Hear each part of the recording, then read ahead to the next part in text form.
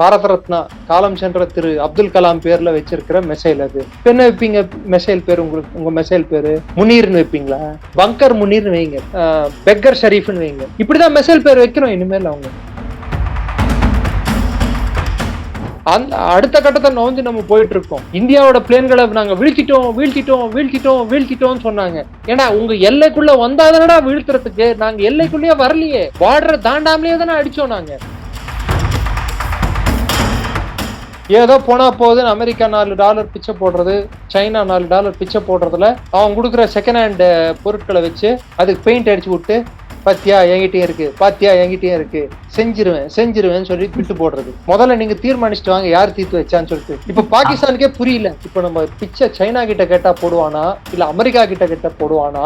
America தீர்த்து வைக்கலன்னு சொன்னா China பிச்சை போட மாட்டானே, சைனா தீர்த்து வைக்கலன்னு சொன்னா திரும்பி அமெரிக்கா போடுவான், சைனா போட மாட்டானே. சோ 2 பேர்கிட்டயும் பிச்சை எப்படி வாங்குறது? 2 பேரும் தீர்த்து வச்சான்னு சொன்னா 2 பேரும் ஒத்துக்க மாட்டாங்க. என்ன பண்றதுன்னு தெரியாம முழிக்கிறாங்க மிளி பிதுங்கி. பாகிஸ்தான்லயே மிகப்பெரிய இண்டஸ்ட்ரி எதுன்னு சொல்லி ஒரு டேட்டா வந்திருக்கு. அது எந்த இண்டஸ்ட்ரின்னு பாத்தீங்கன்னா Fauji foundation, பராரா foundation, Shaheen foundation. ஒன்னு வந்து ஆர்மிக்கு சொந்தம், ஒன்னு வந்து ஏர்ஃபோர்ஸுக்கு சொந்தம், ஒன்னு நேவிக்கு சொந்தம். கெலாக்ஸ் கார்ன்ஃபிளெக்ஸ் பண்றாங்க, சானிட்டரி நாப்கின் பண்றாங்க, சிமெண்ட் பண்றாங்க, கேஸ் பைப்லைன்ஸ் மெயின்டைன் பண்றாங்க. சண்டை தவிர்த்து வேற எல்லாம் பண்றாங்க. அப்ப நீ தீவிரவாதிகளுக்கு நீ இடம் கொடுப்ப, எங்க மேல ஏவி விடுவ, உன்னை அடிச்சா மாத்திரம் நாங்க ஃபெயில் ஆயிட்டோமா? அடி வாங்கிட்டு ஒரு படத்துல கப்ப புடிங்கிட்டு சொல்லுவாரு, அடி விழுந்தது எனக்கு, கோப்பை எனக்கு தான் சொல்ற மாதிரி இல்ல.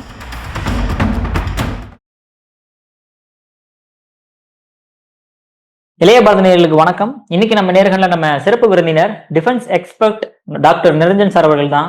சார் வணக்கம் சார். வணக்கம், ஜெயஹிந்த். ஜெய்ஹிந்த் சார். சார் ஆக்சுவலா ஆபரேஷன் சிந்தூர் நீங்க சொல்லும் போது நிறைய விஷயங்கள் சொன்னீங்க. ஆனா அப்ப நீங்க சொன்னது எல்லாமே இப்ப இருக்கக்கூடிய பாகிஸ்தான் பிரசிடென்ட் ஆகட்டும், ஃபாரின் மினிஸ்டர் ஆகட்டும், டெப்டி பிரைம் மினிஸ்டர் ஆகட்டும், எல்லாருமே 1 by 1 வெளியே சொல்லிக்கிட்டே இருக்காங்களே சார். ரீசெண்டா நம்மளால பார்க்க முடியுது, பிரசிடென்ட் கூட வந்து என்கிட்ட வந்து ஆபீசர்லாம் சொன்னாங்க, எங்கேயாவது போய் பங்கர்ல ஒளிஞ்சிக்குங்க அப்படின்ற மாதிரி சொன்னாங்க ஆபரேஷன் சிந்தூர் போது அப்படின்ட்டு. எதுக்கு சார் இப்பதான் ஒன்னொன்னு படிப்படியா வெளியே வர ஆரம்பிக்குது? என்ன ரீசன் இது? இதுக்கு மேல ஒளிச்சு வைக்கிறதுக்கு ஒண்ணும் இல்ல, உண்மையா சொல்லிதானே ஆகணும். ஏன்னா பங்கர் முனீர் வேற வாய் புளித்ததோ மாங்காய் புளித்ததோன்ட்டு மிரட்டி இருக்காரு இந்தியாவை. நாங்க அழிச்சிடுவோம், பிடிச்சிருவோம், அது பண்ணிடுவோம், இது பண்ணிடுவோம்ட்டு. இந்தியா வந்து K4 missile, Kalam 4 SLBM submarine launch ballistic missile 3500 kilometre radius வரைக்கும் தாக்கக்கூடிய வலிமை கொண்ட அந்த மெசைலை வந்து டெஸ்ட் பண்ணியிருக்காங்க. நியூக்ளியர் சப்மரைன்ல இருந்து, அரிஹண்ட் கிளாஸ் சப்மரைன்ல இருந்து அரேபியன் சீல பாகிஸ்தான் லபோதிபோன்னு அடிச்சிட்டு இருக்கான். இதனால ஒரு அணு ஆயுத போரே உருவாகும்னு சொல்லிட்டு. சரி, எனக்கு இருக்கு அணு ஆயுதம், உனக்கு இருக்கா?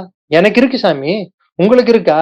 இல்லாத அணு ஆயுதத்துக்கு எதுக்கு சும்மா பில்டப் கொடுக்குறீங்க? எதுக்கு சும்மா வந்து நீங்களா வந்து பேசிக்கிட்டு நீங்களா உதார் விட்டுட்டு இருக்கீங்க? உங்க அணு ஆயுதம் பொங்கல் பொங்குற மாதிரி பொங்கிடுச்சுன்னு சொல்லிட்டு எல்லாருக்கும் தெரியும். சகா ஹில்ஸ்லயும் மத்த இடத்துலயும் என்ன ஆச்சுன்ட்டு ஊருக்கே தெரியும். 2வது, உங்ககிட்ட அதை அடிக்கிறதுக்கு ராக்கெட்டிங் இருக்கான்னு பார்த்தா நீங்க லெப்டுக்கு விட்டா அது ரைட்டுக்கு போவோம். உங்க ராக்கெட்டிங் எல்லாம் சைனா மேடு வேற. நாங்க வந்து பிருத்திவின்னு வச்சா அதுக்கு போட்டியா கஜினின்னு வைப்பீங்க. இப்ப நாங்க கலாம்னு வச்சிருக்கோம். இந்தியாவின் தலை சிறந்த ராணுவ விஞ்ஞானி பாரத ரத்னா காலம் சென்ற திரு அப்துல் கலாம் பேர்ல வச்சிருக்கிற மெசைல் அது. என்ன வைப்பீங்க மெசைல் பேர்? உங்களுக்கு உங்க மெசைல் பேரு முனீர்னு வைப்பீங்களா? பங்கர் முனீர்னு வைங்க, கரெக்டா இருக்கும். எப்படி போய் பதுங்குழியில போய் ஒளிஞ்சிக்கலாம்னு சொல்லி கத்து கொடுப்பாரு மெசைலுக்கு. இல்ல வேற யார் பேர் வைக்கணும்னா பெக்கர் ஷரீஃப்னு வைங்க. இப்படிதான் மெசைல் பேர் வைக்கிறோம் இனிமேல். அவங்க இந்த வருஷம் வரைக்கும் டிஃபென்ஸ்க்கு வந்து நம்ம அலாட் பண்ணி இருக்கிறது வந்து புதுசா வாங்கறதுக்கு புது உபகரணங்கள், புது கருவிகள், புது இது போர் தந்திரங்களுக்கு, நெட்வொர்க் சென்ட்ரிக் வார்ஃபேர் அப்படின்வாங்க. இன்னைக்கு வந்து போரோட வழிமுறையும் போர் செய்யும் விதமே மாறிட்டு இருக்கு. கான்டாக்ட்லெஸ் வார்ஃபேரா, ஒருத்தர் தொட்டுக்காமலேயே சண்டை புரியும் நிலைமைக்கு நம்ம வந்துட்டோம். அந்த அடுத்த கட்டத்தை நோந்து நம்ம போயிட்டு இருக்கோம். இந்தியாவோட பிளேன்களை நாங்க வீழ்த்திட்டோம் சொன்னாங்க. ஏன்னா உங்க எல்லைக்குள்ள வந்தாதானடா வீழ்த்துறதுக்கு, நாங்க எல்லைக்குள்ளேயே வரலையே. பார்டரை தாண்டாமலே தானே அடிச்சோம் நாங்க. இங்க இருந்து நாங்க விட்ட மெசேஜ் 315 கிலோமீட்டர் டிராவல் பண்ணி உன்னோட இத டார்கெட்டை தூக்கி இருக்கே. நீங்களே தானே ஒப்புதல் வாக்குமூலம் கொடுத்துருக்கீங்க. காலைல ஃபஜர் நமாஸ் முடிச்ச உடனே 4 மணிக்கெல்லாம் நாங்க அட்டாக் பண்ணலாம்னு இருந்தோம். ஆனா இத இந்தியாவுக்கு எப்படியோ தெரிஞ்சு போய் அவங்க விடிகால 4 மணிக்கு நாங்க பண்றதுக்கு முன்னாடி அவங்க பண்ணிட்டாங்க அப்படின்ட்டு. பாகிஸ்தான் வந்து அவங்களோட ஏர்ஃபோர்ஸ் ஸ்ட்ராட்டஜி என்னன்னு பாத்தீங்கன்னா செல்ஃப் பிரிசர்வேஷன். அவங்கள எப்படி தற்காத்துக்கிறது, அவங்களோட கம்பேரிசனே நான் தான் ஜெயிச்சேன்றது எப்படி சொல்லுவாங்கடான்னா, எங்களுக்கு எத்தனை பிளேன் அழிஞ்சிருக்கு பார், இந்தியாவுக்கு எத்தனை பிளேன் அழிஞ்சிருக்கு பார், எங்களுக்கு எவ்வளவு லாஸ் பார், எங்க பைலட்டுங்க எத்தனை பேர் இறந்துருக்காங்க, அவங்க பைலட் எத்தனை பேர் இறந்துருக்காங்க, இப்படிதான் கம்பேர் பண்ணுவாங்க. ஆனா ஒரு சண்டையில சண்டைன்னா சேதாரம் நடக்காம இருக்காது, சட்டை கிடியாம இருக்காது.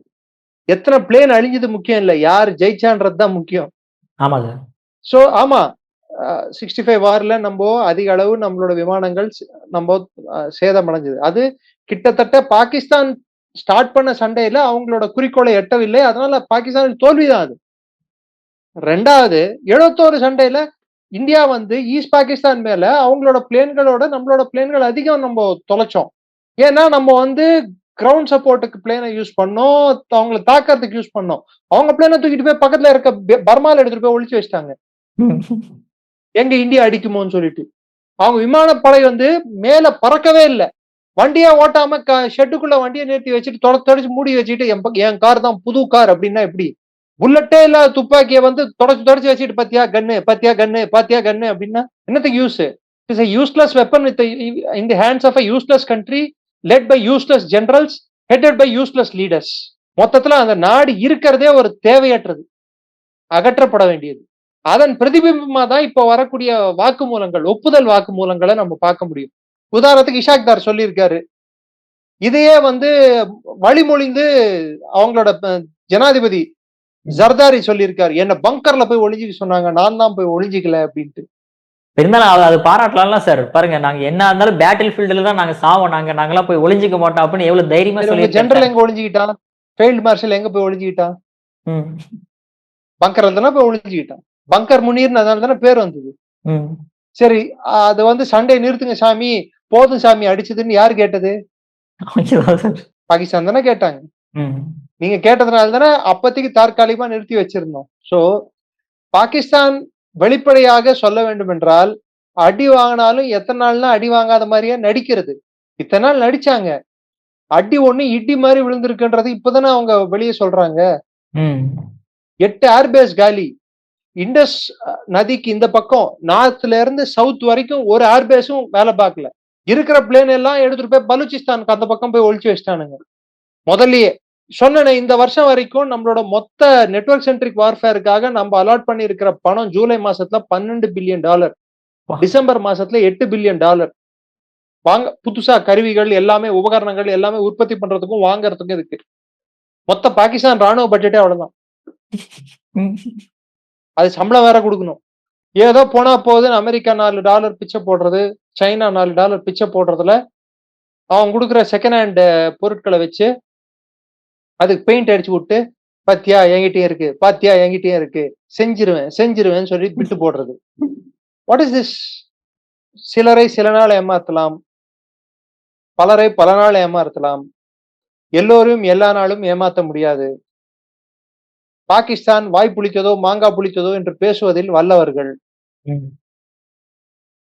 அதை சரியாக அதையும் சரியாக செய்ய தெரியாது. சரியா? இது நடுவுல சைனா, இது வரைக்கும் ட்ரம்ப் தான் பேசிக்கிட்டு இருந்தாரு. இவங்க பூனை மேல் மதில், மதில் மேல் பூனை போல, slip of the tongue, please don't mistake me. மதில் மேல் பூனை போல, நீங்க வேற ஏதோ நினைச்சுக்காதீங்க. மதில் மேல் பூனை போல நான் தான் வந்து பேச்சுவார்த்தை நடத்தி சண்டையை தீர்த்து வச்சேன் அவன் வேற சொல்றான், சைனா வேற. இந்த பக்கம் அமெரிக்கா நான் தான் தீர்த்து வச்சேன்னு சொல்றாங்க. முதல்ல நீங்க தீர்மானிச்சுட்டு வாங்க யார் தீர்த்து வச்சான்னு சொல்லிட்டு. இப்ப பாகிஸ்தானுக்கே புரியல, இப்ப நம்ம பிச்சை சைனா கிட்ட கேட்டா போடுவானா இல்ல அமெரிக்கா கிட்ட கேட்டா போடுவானா? அமெரிக்கா தீர்த்து வைக்கலன்னு சொன்னா சைனா பிச்சை போட மாட்டானே, சைனா தீர்த்து வைக்கலன்னு சொன்னா திரும்பி அமெரிக்கா போடுவான், சைனா போட மாட்டானே.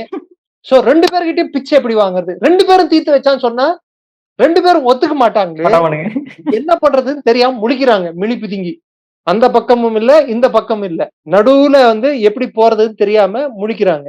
இது நடுவுல அவங்களோட உள்நாட்டு பிரச்சனை வேற. இன்னைக்கு ஆசிம் முனீரை வந்து சவுதி அரேபியாவும் யுஏஇயும் 2 பக்கம் இழுக்குது. யமன் பிரச்சனை இல்ல. யமன்ல வந்து சவுத் யமனை கண்ட்ரோல் பண்ணிட்டு இருக்கிறது யுஏஇ வந்து அவங்க ரெபல்ஸுக்கு வந்து ஃபண்டிங் கொடுத்துட்டு இருக்கு. நார்த் யமனுக்கு ஃபண்டிங் கொடுத்துட்டு இருக்கிறது வந்து சவுதி உள்ள இன்வால்வ்டா இருக்கு. சவுதிக்கும் யுஏஇக்கும் சண்டை நடந்துட்டு இருக்கு. இது நடுவுல பாகிஸ்தான் வந்து ஆசிம் முனீர் முழிச்சிட்டு தவிக்கிறார். நீ வந்து இங்க ஸ்டெபிலைஸ் பண்ண அப்படின்றாங்க. காசாக்கு நீ வா அப்படின்றாங்க. சோ எப்படி போனாலும் நம்மளுக்கு எப்படி போனாலும் ரவுண்டு கட்டுறாங்களே அப்படின்னு சொல்லிட்டு முழிக்கிறாரு. இந்த கேடு கட்ட டேஷ் டேஷ் டேஷ் வீடு கட்டி டேஷ் டேஷ் டேஷ்னு ஒரு படத்துல சந்தானம் சொல்லுவாரு. It's a comedy dialogue. But I don't want to repeat the dialogue for Pakistan.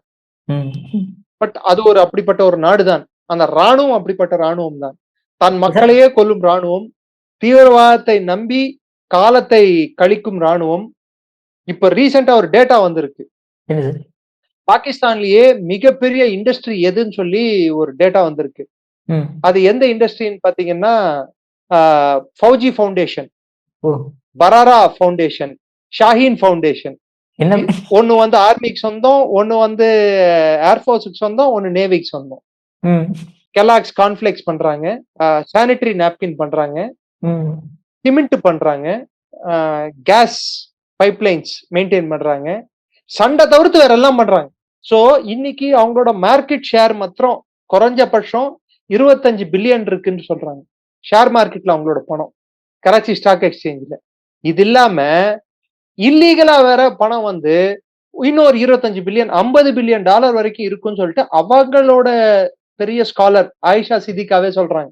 இது நடுவுல இஷாக் தாரர் என்ன சொல்லியிருக்காரு, India has failed as a net security provider. Net security ப்ரொவைடர்னா இந்த தெற்காசியா ரீஜனோட பாதுகாவலனா இருக்கக்கூடிய தன்மை இந்தியா இழந்து விட்டது அப்படின்னு சொல்லியிருக்காரு. எதுக்கு?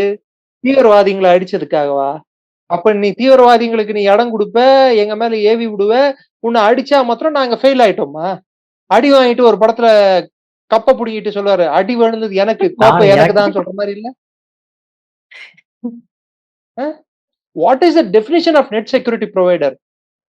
வான், கடல், நிலப்பரப்புல வந்து எந்த ஒரு அச்சுறுத்தல்கள் இருந்தாலும் அந்த ரீஜன்ல இருக்கக்கூடிய மிகப்பெரிய வல்லரசு என்ற ஸ்டேட்டஸ் யாருக்கு இருக்கும் அப்படின்னு சொன்னா அவங்க தான் net security provider. Peace time, war time ரெண்டுத்திலுமே வந்து ரெஸ்பாண்ட் பண்ணக்கூடிய தன்மை.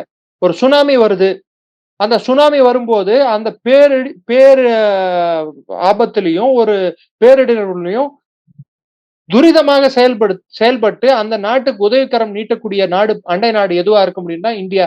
ஸ்ரீலங்கால வெள்ளம் வந்தது, யார் வந்து உடனே வந்து செயல்பட்டா? இந்தியா தானே. இப்போ ஒரு மாசம் முன்னாடி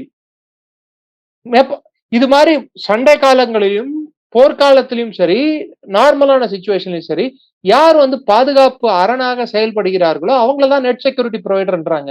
தீவிரவாதத்தை வளர்த்து விட்டு அதை அடிச்சா நான் ஃபெயில் ஆயிட்டேன்னு சொல்றது வந்து இது வந்து நான் புதுசா கேள்விப்படுறேன். சோ பாகிஸ்தானுக்கு வந்து இப்போ இன்னைக்கு இருக்க அச்சம் என்னடான்னா, ஒரு பக்கம் இவங்க மெசைலுங்களா டெஸ்ட் பண்றாங்க, இன்னொரு பக்கம் டிஃபென்ஸ் பட்ஜெட் ஏத்திக்கிட்டே போறாங்க, இன்னொரு பக்கம் நினைச்சப்பெல்லாம் எங்களை போட்டு அடிக்கிறாங்க, இன்னொரு பக்கம் ஆப்கானிஸ்தானுக்கு வேற சப்போர்ட் கொடுக்குறாங்க. இது நடுவுல சைனாவும் அமெரிக்காவும் என்ன பிங்பாங் ஷட்டில் காக் மாதிரி இந்த பக்கம் அந்த பக்கம் போட்டு விளையாடிட்டு இருக்காங்க. நீ காசாக்கு போன்னு ஒருத்தன் சொல்றான், இன்னொருத்தன் நீ போக கூடாதுன்னு சொல்றான். நான் என்ன பண்றதுன்னு தெரியாம நான் முழிச்சிட்டு இருக்கேன். போனாலும் அடிப்பாங்க, போகாட்டியும் அடிப்பாங்க.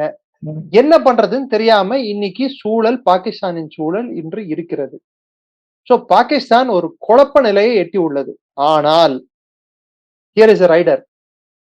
பாகிஸ்தானோட தீவிரவாத முகாம்களை முக்கியமான குறிக்கோள்கள், நாம் கொண்ட குறிக்கோள்கள் 3: டிலே, டிட்டர் அண்ட் டெஸ்ட்ராய். அதாவது தீவிரவாதி எதிராளியை வந்து டிலே பண்ண வைக்கிறது, தாக்குதல் நடத்த விடாம. நெக்ஸ்ட் டிட்டர் பண்ண வைக்கிறது, தாக்குதலை வந்து தகர்க்கிறது. நெக்ஸ்ட் தீவிரவாத முகாம்களை டெஸ்ட்ராய் பண்றது. இதுதான் முக்கியமான குறிக்கோள். அந்த குறிக்கோள்களை நாம் எட்டினோமா என்றால் ஆபரேஷன் சிந்தூரில் எட்டினோம். தீவிரவாத முகாம்களை நாம் தாக்கினோம். அதனால் பெரிய அளவுக்கு இழப்புகள் தீவிரவாத முகாம்களுக்கு ஏற்பட்டது. ஆனால் இன்று மைக்ரோ டெரர் கேம்ப்ஸ் என்ற கான்செப்ட்ல திரும்பவும் பாகிஸ்தான் தீவிரவாத முகாம்களை நிலவிய வண்ணம் உள்ளது. இப்பொழுது காஷ்மீருக்குள் மிகப்பெரிய ஊடுருவலுக்கு அவர்கள் முயற்சி மேற்கொள்கிறார்கள். Indian army is launched a major operation. So இன்னும் வரும் காலங்களில் இந்த வின்டர் முடிஞ்சு நம்ம பார்த்தோம்டான்னா பனி உறையும் போது நிறைய தீவிரவாத இயக்கங்கள் வந்து ஆக்டிவ் ஆகிறதுக்கான ஒரு காலகட்டம் இது. சோ பாகிஸ்தான் வந்து இந்தியாவுக்குள் ஏற்படுத்தும் ஊடுருவல்கள் அதிகரிக்கிறதுக்கான சூழ்நிலை ஏற்பட்ட வண்ணம் உள்ளது. இதை நாம் புறந்தள்ளக்கூடாது. ஆபரேஷன் சிந்தூரில் என்ன நாம் அதாவது நாம் எதை செய்ய முடிந்ததோ அது இன்னும் முழுமை அடையவில்லை. இந்த ஸ்ட்ராட்டஜி எப்படி இருக்கணும்டான்னா நாம் எடுத்துக்கொள்ள வேண்டிய யுக்தி இஸ்ரேலோட ஸ்டைல்ல தான் இருக்கணும். ஒரு வாட்டி அடிச்சுட்டு விடக்கூடாது. கண்டினியூஸா பாகிஸ்தான் அடிச்சுட்டே இருந்தாதான் பாகிஸ்தான் அடங்குவாங்க. கட்ட அடிச்சுட்டே இருக்கும். சில செடிங்க வந்து பாய்சனஸ் செடிங்க வந்து வெட்ட வளர்ந்துட்டே இருக்கும். களி செடி இது மாதிரி செடி எல்லாம் அதை வந்து ரூட்ல இருந்து அதாவது வேரோட பிடுங்கி எடுக்கணும். அந்த ஆணி வேரானது என்னடான்னா பாகிஸ்தான் என்ற ஒரு நாடு. அந்த நாடு துண்டாடினால்தான் அங்கிருந்து வரக்கூடிய தீவிரவாதம் கட்டுப்படுத்த முடியும். சோ பாகிஸ்தானில் இருந்து வரக்கூடிய தீவிரவாத செயல்கள் அதிகரிக்கும் தவிர்த்து கம்மியாகாது. ஆபரேஷன் சிந்தூர் 1 சொல்றாங்க, 2 வரும்ன்றாங்க. 2 இல்ல, 1 கண்டினியூஷன் தான். 1.1, 1.2, 1.3 போயிட்டே இருக்கும். சோ அடுத்த வந்து இன்னும் சில மாசங்கள்ல பிப்ரவரி, இன்னும் சொல்ல போனா மார்ச் மாசத்துல இருந்து நம்ம நெக்ஸ்ட் வேவ் ஆஃப் டெரர் தாக்குதல்கள், தீவிரவாத தாக்குதல்கள் இந்தியாவில் குறிப்பிட்ட காஷ்மீர் பகுதிகளில் அதிகரிக்கக்கூடும். அதான் சார், இப்ப இந்த ராணுவத்துக்குள்ளேயே வந்து அவங்களுக்கு பாகிஸ்தான்ல சண்டைன்னு சொல்லியிருந்தீங்களா சார்? ஆமா, ஏன்னா பாகிஸ்தான் ராணுவத்துக்குள்ளேயே ஆசிம் முனீர் தொடர்வதை எதிர்க்கிறார்கள். அதிக அடி வாங்கினது யாருன்னா பாபர் சித்து, ஏர் மார்ஷல் சித்துவுக்கு எக்ஸ்டென்ஷன் கொடுத்திருக்காங்க பாகிஸ்தானோட விமானப்படை தளபதிக்கு. ஆனா ஆசிம் முனீருக்கு ப்ரமோஷன் கொடுத்திருக்காங்க ஃபீல்டு மார்ஷலா. அடி வாங்கினது ஒருத்தன், ப்ரமோஷன் வாங்கினது இன்னொருத்தன். ரெண்டாவது, பாகிஸ்தான்ல இப்போ 5 வருஷம் எக்ஸ்டென்ஷன் கொடுக்க போறாங்க அப்படின்னு வச்சுக்கோங்க. யாருக்கு? ஆசிம் முனீருக்கு 5 வருஷம் எக்ஸ்டென்ஷன் கொடுத்தா கிட்டத்தட்ட 10 வருஷம் ஆசிம் முனீர் வந்து ராணுவ தளபதி இருந்தா அவரோட ஜூனியர் இருப்பாங்கல்ல, அவங்க தானே கோர் கமாண்டர்ஸ் வந்து உட்காருவாங்க மத்த பதவிகள்ல. அவங்க வந்து ஆசிம் முனீருக்கு அவங்க இருக்க ஏஜ் கேப்ல வச்சு பார்க்கும்போது ஒரே திங்கிங் இருக்குமா? அந்த பதவி மேல எத்தனை பேருக்கு ஆசை வரும்? ரெண்டாவது, எல்லா முப்படைகளையும் கட்டுப்படுத்தக்கூடிய தன்மை ஆசிம் முனீருக்கு இருக்குன்னு சொன்னா அதை கட்டுப்படுத்தும் தன்மை நிஜமாகவே இருக்கிறதா இல்லையான்ற ஒரு கேள்விக்குறி எழுமா எழாதான். இதுல பாவப்பட்டது யாரான்னா பாகிஸ்தான் கப்பல் படை தான். அந்த தளபதிக்கு எதுவும் கொடுக்கல. சோ இது நிறைய வந்து பாகிஸ்தானுக்குள்ளேயே இருக்கக்கூடிய ராணுவத்துக்குள்ளேயே நிறைய முரண்கள் இருக்கு. இந்த முரண்களை பாகிஸ்தான் அரசு அதை தீர்க்க தவறினால் பிரச்சனை அதிகரிக்கக்கூடும். இதுதான் நான் புரிஞ்சுக்க முடியுது. Okay sir. சார், உங்க அற்புதமான கருத்துக்களை இளைஞரோட பகிர்ந்ததற்கு மிக்க நன்றி சார். ஜெய்ஹிந்த். நன்றி. ஜெய்ஹிந்த்.